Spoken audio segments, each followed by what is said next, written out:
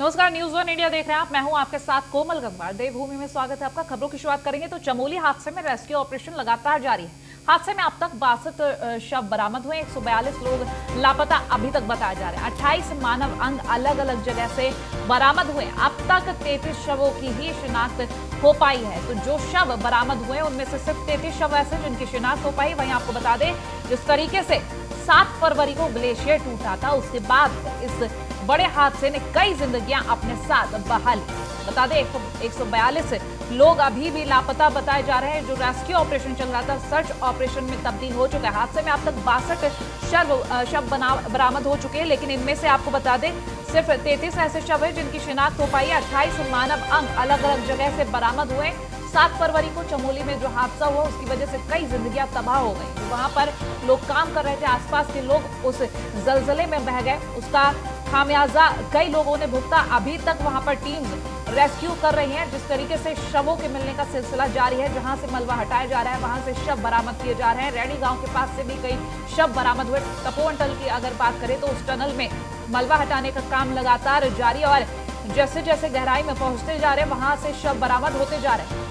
साथ ही आपको बता दें, कुल 13 ऐसे गांव बताए जा रहे थे जिनके कांटेक्ट, जो लोग एक दूसरे से टूट गए, गांव के कांटेक्ट टूटने से वहां आधा दर्जन के करीब ऐसे पुल भी बताए जा रहे हैं, ब्रिज भी बताए जा रहे हैं जो टूट गए। इस हादसे में भारी नुकसान हुआ उत्तराखंड का, जिस तरीके से खामियाजा भुगता जा रहा है। हालांकि सरकार की तरफ से कोशिश यही है कि किसी भी तरीके से भरपाई की जाए। जो लोग गए हैं कम से कम उनके शव तो बरामद कर लिए जाएं, क्योंकि परिजन आज भी आस लगा के बैठे हुए हैं कि अब उम्मीद नहीं है उनके वापस लौटने की। कम से कम शव मिल जाए जिसकी वजह से वो उनका अंतिम संस्कार तो कर पाए। एक जो दर्द नजर आता है उन परिजनों की आंखों में साफ। वहां पर टीम्स भी जो मौजूद है वो उस दर्द को बांटने की कोशिश जरूर कर रही है। लेकिन इस वक्त ये खबर आप तक पहुंचा रहे हैं, चमोली में जो रेस्क्यू ऑपरेशन लगातार जारी। 33 ऐसे शव जिनकी पहचान हो पाई, लेकिन 62 शव ऐसे बरामद हुए जिनमें से सिर्फ 33 की पहचान हो पाई। 62 में जो बाकी के शव बचे हुए हैं उनकी शिनाख्त इसलिए नहीं हो पाई क्योंकि वो शव क्षत विक्षत अवस्था में पाए गए।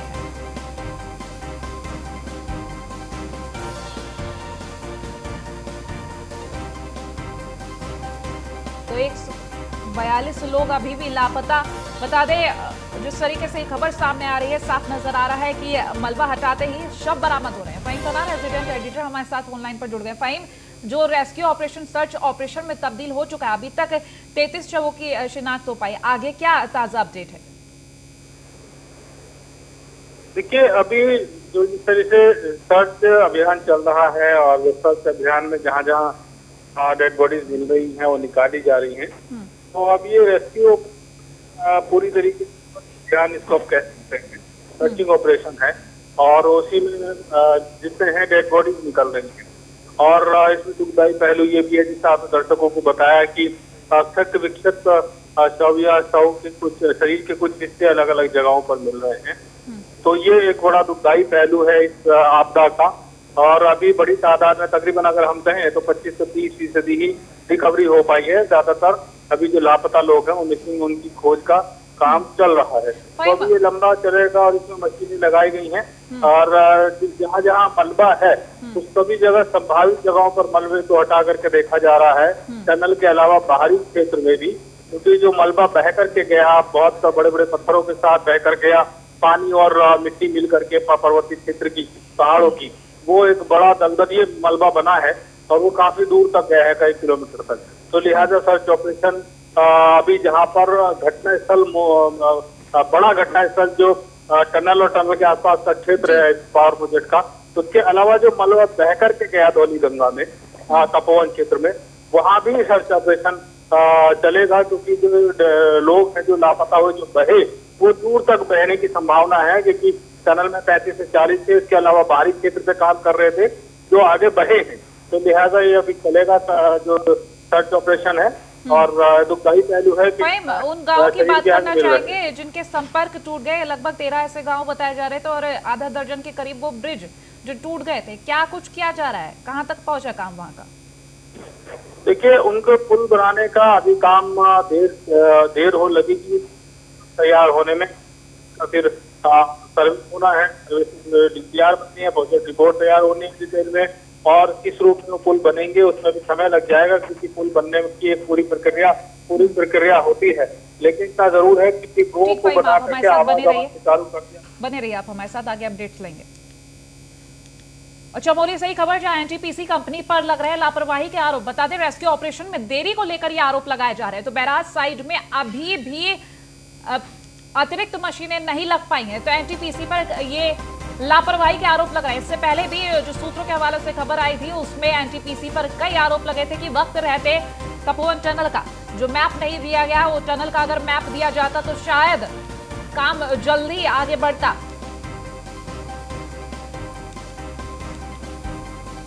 और खबर देहरादून से, जहां सीएम रावत ने टिहरी जिले की घोषणाओं के लिए निर्देश जारी किए। बता दें टिहरी जिले के विभिन्न विधानसभा क्षेत्रों के लिए ये घोषणाओं की समीक्षा की गई।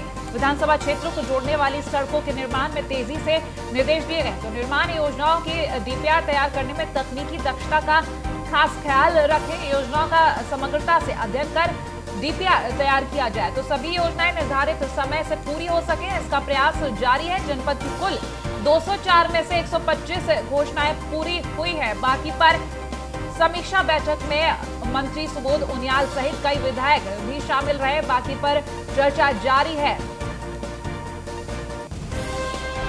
जो कार्य है उनको लेकर सीएम रावत जिस तरीके से एक्शन मोड में नजर आ रहे हैं। लगातार हमारे साथ फहीम तना बने हुए। फहीम, सीएम रावत की तरफ से तमाम घोषणाओं के लिए निर्देश जारी किए गए, क्या कुछ खास है? फहीम,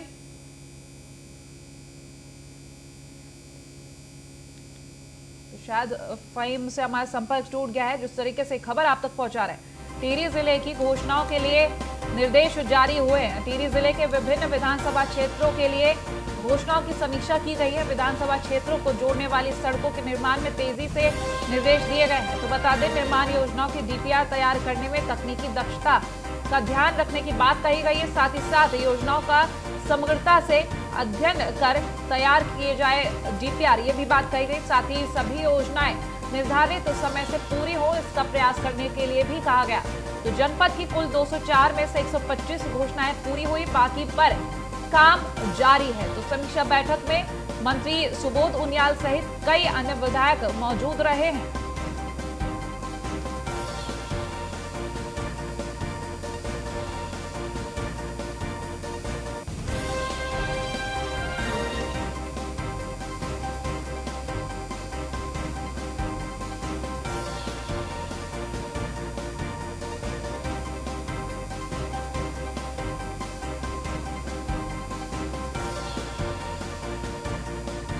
फिर से फहीम तना हमारे साथ जुड़ गए। फहीम, जो ये घोषणाओं की समीक्षा की जा रही है, साथ ही निर्देश दिए जा रहे हैं टिहरी जिले में, किस तरीके से ये निर्देश सामने आ रहे हैं? देखिए, मुख्यमंत्री लगातार जो अपनी घोषणाएं जो इन विधानसभा क्षेत्रों की विधानसभाओं को करके सीएम की घोषणाएं उनकी समीक्षा कर रहे हैं। और पिछले दिनों दूसरे जिलों की समीक्षा रही, अब टिहरी की समीक्षा है की है। और इसमें जो मुख्य तौर पर अगर हम बात करें तो एक बात, अगर हम टिहरी जिले के जो विधानसभा क्षेत्र की भी अगर देखते हैं तो घोषणा ज्यादातर पूरी हो चुकी है और कई घोषणाओं पर काम चल रहा है बाकी घोषणाओं पर। तो यानी एक तरीके से कहें कि ये सभी घोषणाओं पर एक्शन लिया जा चुका है और ये बड़ी बात होती है सरकार की। और मुख्यमंत्री ने इस बात को कहा भी है कि घोषणाओं की अगर मॉनिटरिंग समय से होती रहे, ठीक से होती रहे, तो घोषणाएं अमल में भी आती है। बने रहिए आप हमारे साथ, आगे भी अपडेट्स लेंगे खबरों पर।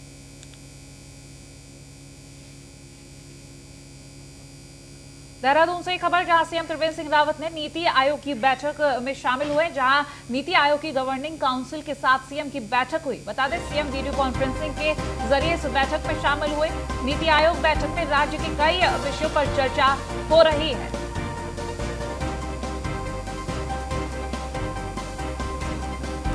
देहरादून से ये खबर आप तक पहुंचा रहे हैं, जहां सीएम त्रिवेंद्र सिंह रावत नीति आयोग की बैठक में शामिल हुए हैं। वीडियो कॉन्फ्रेंसिंग के जरिए इस बैठक में वो शामिल हुए। नीति आयोग की गवर्निंग काउंसिल के साथ सीएम की यह बैठक। फहीम हमारे साथ लगातार बने हुए हैं। फहीम, ये बैठक में वीडियो कॉन्फ्रेंसिंग के जरिए शामिल हुए सीएम त्रिवेंद्र सिंह रावत, क्या कुछ खास रह सकता है? फहीम, फहीम, मेरी आवाज मिल रही है आपको? शायद फहीम से संपर्क टूट गया, फिर से संपर्क साधने की कोशिश करेंगे, लेकिन ये खबर आप तक पहुंचा रहे हैं वीडियो कॉन्फ्रेंसिंग के जरिए। नीति आयोग की बैठक में सीएम रावत शामिल हुए। राज्य के कई विषयों पर इस बैठक में चर्चा हो रही है। तो नीति आयोग की गवर्निंग काउंसिल के साथ सीएम की ये बैठक बेहद अहम मानी जा रही है। और इस बैठक के दौरान पीएम मोदी ने क्या कुछ कहा, ये आपको सुनवाते हैं। देश में अभी हर गरीब को पक्की छत देने का अभियान भी तेज गति से चल रहा है। कुछ राज्य बहुत अच्छा परफॉर्म कर रहे हैं, कुछ राज्यों को अपनी गति बढ़ाने की आवश्यकता भी है। 2014 के बाद से देखें तो गांवों और शहरों को मिलाकर 2 करोड़ 40 लाख से ज्यादा घरों का निर्माण पूरा किया गया है। आपको मालूम है, देश के 6 शहरों में आधुनिक टेक्नोलॉजी से घरें बनाकर एक अभियान चल रहा है। एक आध महीने के भीतर भीतर नई टेक्नोलॉजी से तेजी से अच्छी क्वालिटी के मजबूत मकान बनाने की दिशा में देश के 6 शहरों में नए मॉडल तैयार होंगे। वो भी इस काम के लिए हर राज्य को ये उपयोगी होने वाला है।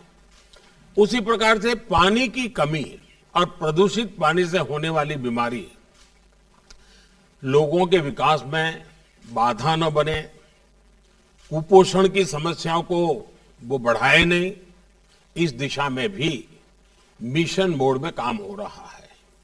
जब जल जीवन मिशन शुरू होने के बाद से पिछले 18 महीनों में ही 3.5 करोड़ से भी अधिक ग्रामीण घरों को पाइप वाटर सप्लाई से जोड़ा जा चुका है। गांवों में इंटरनेट कनेक्टिविटी के लिए भारत नेट स्कीम एक बड़े बदलाव का माध्यम बन रही है। ऐसी सारी योजनाओं में जब केंद्र और राज्य सरकारें मिलकर काम करेगी तो काम की गति भी बढ़ेगी और अंतिम व्यक्ति तक उसका लाभ पहुंचना भी सुनिश्चित हो जाएगा। और खबर देहरादून से ही, जहां सीएम त्रिवेंद्र सिंह रावत ने डिजिटल लाइब्रेरी का शिलान्यास किया है। राजकीय महाविद्यालय बिथ्याणी की डिजिटल लाइब्रेरी का शुभारंभ किया गया। सीएम योगी और उत्तराखंड के सीएम त्रिवेंद्र ने वर्चुअली इस लाइब्रेरी का उद्घाटन किया है। तो यूनियन बैंक ऑफ इंडिया ने डिजिटल लाइब्रेरी की स्थापना तकनीकी सहायता से दूरस्थ और ग्रामीण क्षेत्रों में परिवर्तन के लिए किया है, सीएम योगी का ये कहना। वहीं आपको बता दें, इस अवसर पर डिजिटल माध्यम से अपने संबोधन में उत्तर प्रदेश के मुख्यमंत्री योगी आदित्यनाथ ने कहा कि जनपद पौड़ी के इस दूरस्थ क्षेत्र में महायोगी गुरु गोरखनाथ की स्मृति में स्थापित इस महाविद्यालय का राज्य के मुख्यमंत्री त्रिवेंद्र सिंह रावत ने राजकीयकरण कर इस क्षेत्र के छात्रों को उच्च शिक्षा की बड़ी सौगात दी है। ये मुख्यमंत्री त्रिवेंद्र की शिक्षा के विकास के साथ ही राज्य के समग्र विकास की सोच को भी दर्शाता है।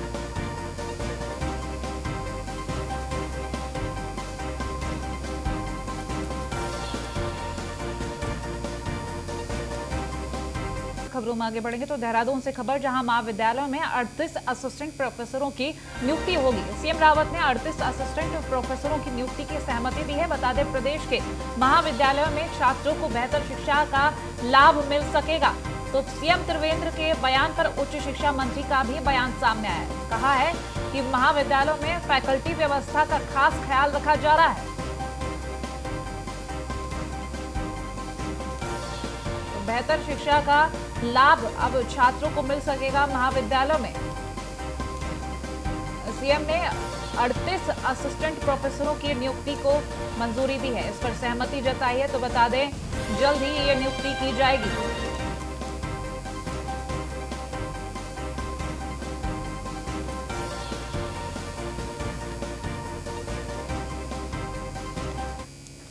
और कोटद्वार से खबर, जहां कोटद्वार में पूर्व कैबिनेट मंत्री सुरेंद्र सिंह नेगी के नेतृत्व में बेरोजगारी और महंगाई के विरोध में प्रदर्शन किया गया। इस मौके पर पूर्व मंत्री सुरेंद्र नेगी ने कहा कि पूरा देश महंगाई और बेरोजगारी की समस्या से जूझ रहा है। वहीं उन्होंने कहा कि जल्द ही महंगाई पर लगाम लगाई जाए, नहीं तो कांग्रेस पार्टी जनता को साथ लेकर उग्र आंदोलन करेगी। ये तस्वीरें दिखा रहे हैं जब प्रदर्शन किया गया। इसमें ज्यादातर महिलाएं नजर आई और कहीं कहीं बच्चे भी नजर आ रहे हैं। ये प्रदर्शन देखकर साफ नजर आ रहा है कि कांग्रेस अपनी तैयारी पूरी कर रही है। साथ ही कांग्रेस ने कहा कि महंगाई पर लगाम लगाई जाए, अन्यथा जनता को लेकर कांग्रेस पार्टी आंदोलन उग्र करेगी।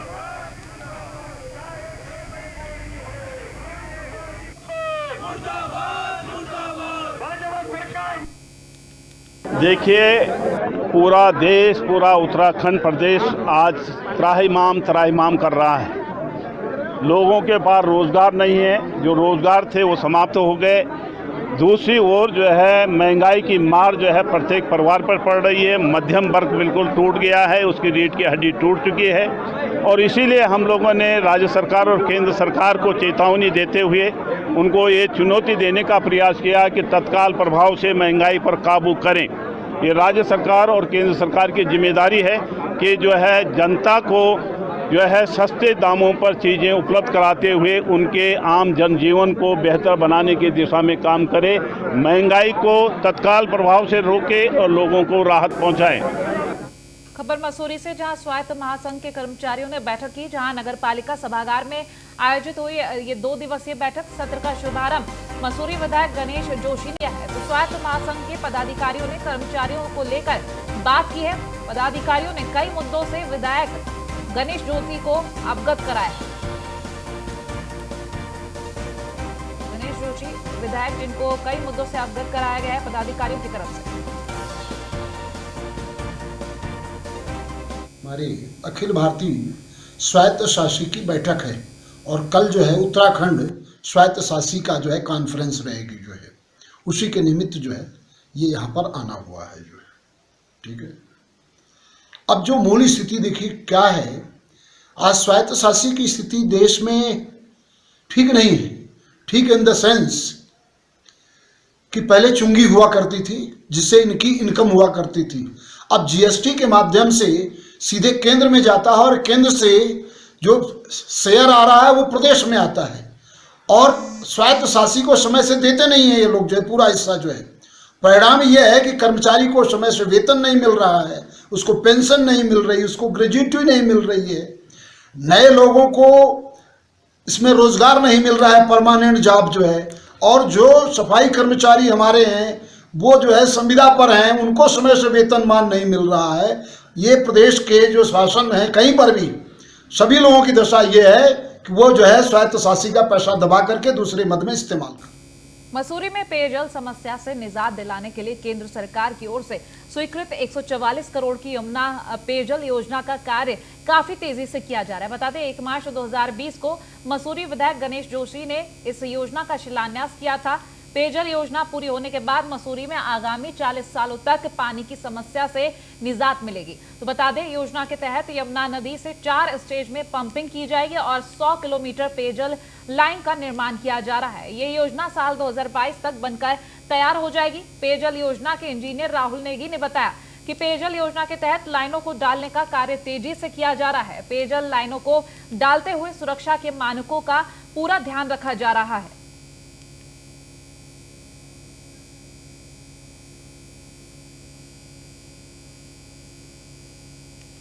2 इंच की आ रही है।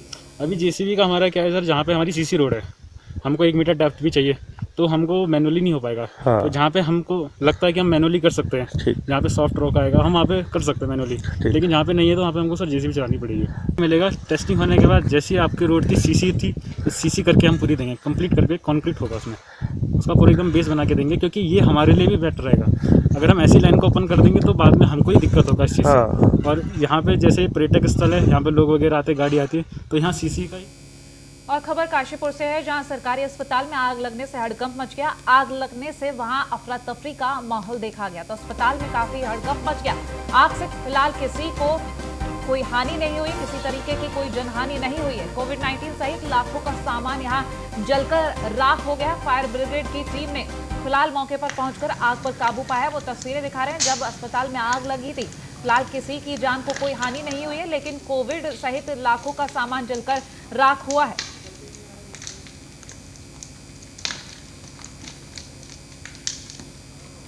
अरे सर एक बंदा फंसा हुआ है वहाँ पे, ये इस गेट में। जब आग लगी तो उस टाइम हम फटाफट स्ट्रेचर लेकर के रमेश जोशी भैया और असलम भैया को लेकर के फटाफट उधर की तरफ गए। वहाँ से मरीजों को वहाँ से हमने निकाला और लोगों को इन्फॉर्म किया, इमरजेंसी के डॉक्टर को इन्फॉर्म किया, CMH सर को इन्फॉर्म किया। उस समय वहाँ पे हमने मतलब क्या नजारा था उस समय और आप लोग उस समय काम किया? आग बहुत ज़्यादा लगी हुई थी। हमने फटाफट क्या कहते हैं 102 नंबर पे फ़ोन करा ताकि आग बुझाने की गाड़ी आ सके। और पौड़ी से खबर, जहां पेट्रोल डीजल की कीमत बढ़ने से आमजन परेशान है। बढ़ती कीमतों से इस विरोध में कांग्रेस ने जुलूस निकाला है। बता दें, कांग्रेस ने गाड़ियों को रस्सी से खींचकर विरोध जताया। तो पेट्रोल डीजल गैस की कीमतों पर अंकुश लगाने की मांग की गई। महंगाई पर लगाम लगाने में केंद्र और राज्य सरकार को फेल बताया गया है आशीष नेगी की तरफ से। तो कांग्रेस ये प्रदर्शन कर रही है, जिस तरीके से नारेबाजी की जा रही, तस्वीरें आपको साफ नजर आ रही है। पेट्रोल डीजल गैस के दामों को लेकर, बढ़ते हुए दामों को लेकर ये रैली निकाली गई। आमजन परेशान है और साफ ही कहा गया कि जल्द ही महंगाई पर लगाम लगाई जाए। केंद्र सरकार और राज्य सरकार महंगाई पर लगाम लगाने में विफल रही है।